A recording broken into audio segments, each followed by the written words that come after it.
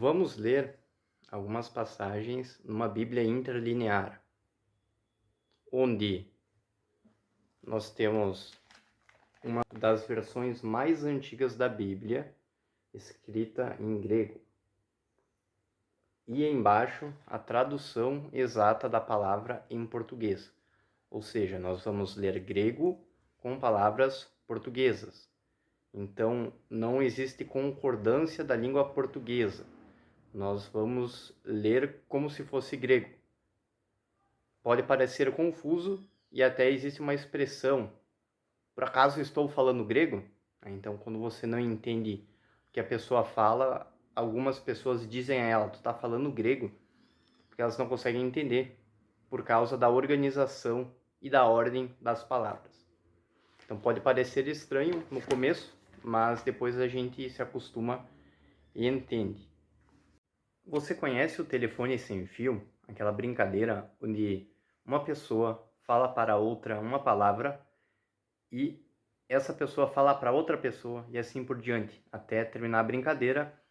Pode ser que no final a palavra tenha mudado completamente. Com o passar do tempo, isso aconteceu com a Bíblia. Então, a Bíblia foi sendo passada adiante com traduções. A original deveria ser inteiramente em hebraico. Mas o que temos acesso hoje, conhecido como Novo Testamento, está em grego. Ou seja, a gente já passou nessa brincadeira do telefone sem fio e coisas foram mudadas. Como temos acesso a essa versão em grego, vamos, por enquanto, dizer que é a mais antiga, até que tenhamos a versão em hebraico. Então, se apegue às coisas originais. Hoje você tem várias versões de Bíblia, várias traduções de Bíblia. Você pega uma Bíblia, lê, compara com outra, está escrito algo diferente. É importante, tome cuidado com a versão da sua Bíblia. Pode ser que ela esteja manipulada. É importante você buscar a mais original possível. Eu recomendo as versões interlineares, porque elas se inspiram a traduzir cada palavra da original. Por isso você me vê substituindo algumas palavras e expressões, buscando fazer a melhor escolha de palavras. Escute você mesmo um pouco o que diz a Escritura. Mateus 13, 45 a 46. Também semelhante é o reino dos céus a um homem, um comerciante que procura boas pérolas. Tendo encontrado mas uma preciosa pérola, partindo vendeu todas as coisas que tinha e comprou a mesma. João 8, 31 a 32. Dizia, pois, o Yahusha aos que tinham crido nele, judeus: se vós permaneceis em a palavra a minha, verdadeiramente discípulos meus sois, e conhecereis a verdade, e a verdade libertará a vós. João 4, 13 a 14. Respondeu Yahusha e disse a ela: todo o que bebe de a água esta terá sede novamente.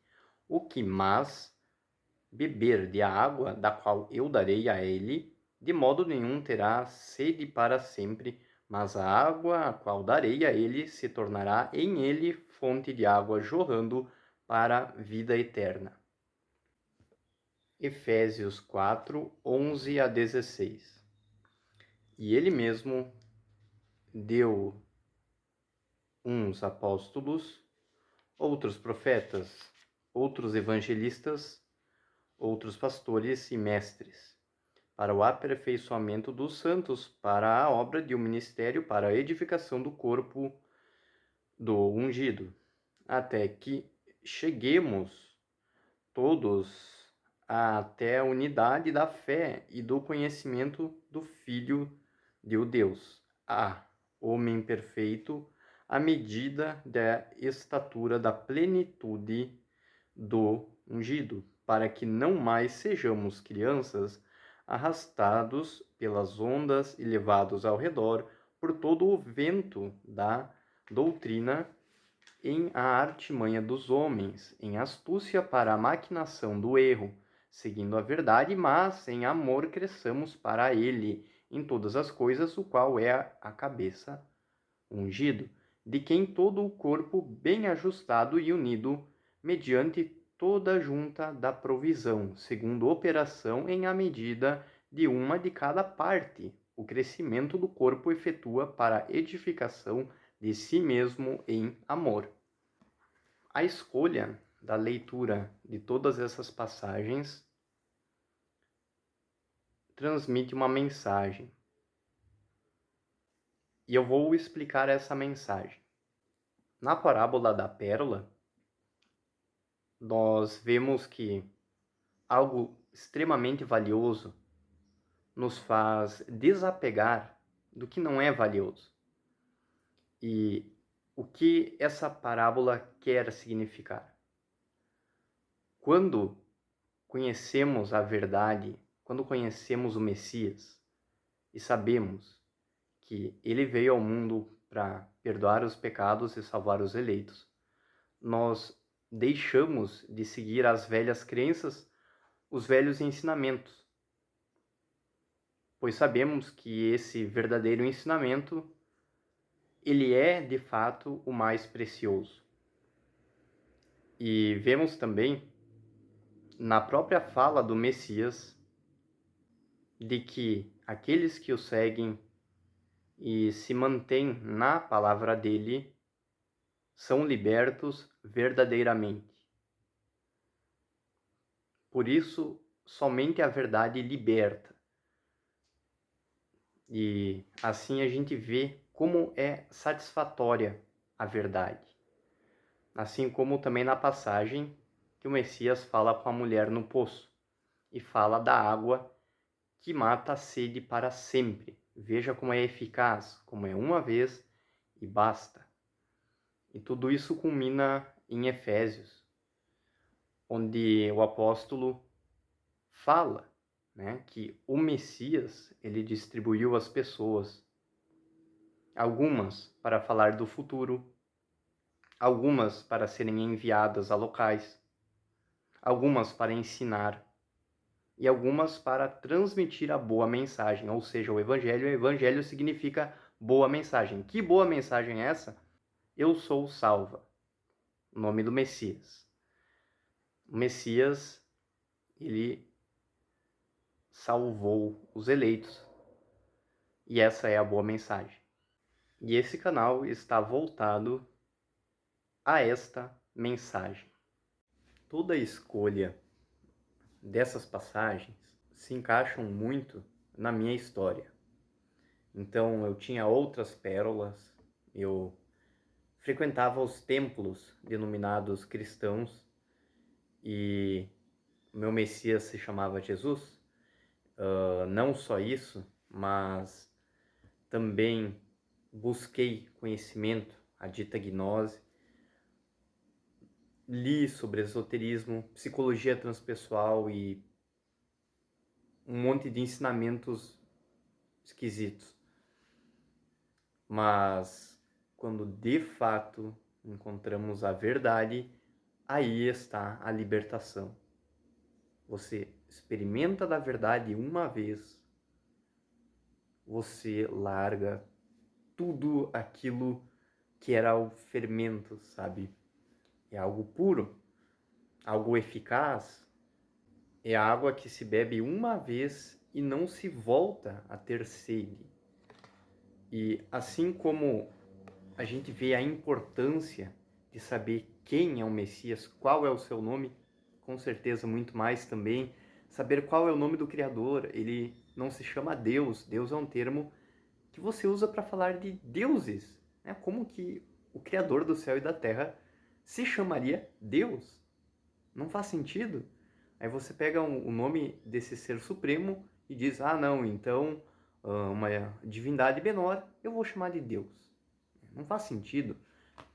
E a importância de você conhecer o nome do Criador, o nome do Messias, e você entender que nomes têm significados.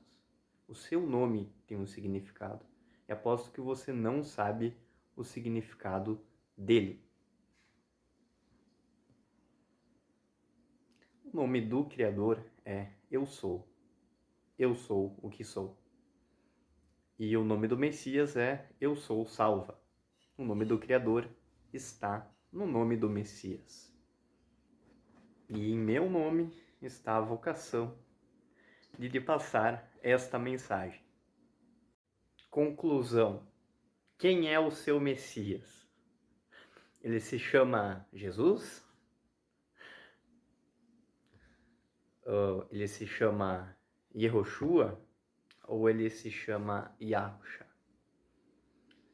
É um vídeo que fala sobre você desapegar, soltar, largar do que é mentira, do que é engano e abraçar o que é verdade. Como a parábola da pérola. Antes você seguia um ensinamento, que doutrina significa ensinamento, para quem não sabe. A palavra doutrina essencialmente significa ensinamento. O Messias é a verdade. E se você conhece o Messias, você de fato é liberto. Então, conheça esse Messias, o de verdade. Você não está entendendo muita coisa do que estamos falando aqui? Vou lhe dar 3 sugestões de vídeos para maior esclarecimento. A verdade sobre o Natal e o aniversário. Documentário completo, Rômulo Marasquim. Marasquim se escreve M-A-R-A-S-C-H-I-N. Está disponível no canal O Fantasma da Meia-Noite. Segunda recomendação. A Bíblia Sagrada é bíblica? Com o irmão Rubens, completo, mais extras. Disponível no canal Você Precisa Saber. Terceira recomendação. O nome do Pai e o nome do Filho. Disponível no canal Firmeza da Verdade.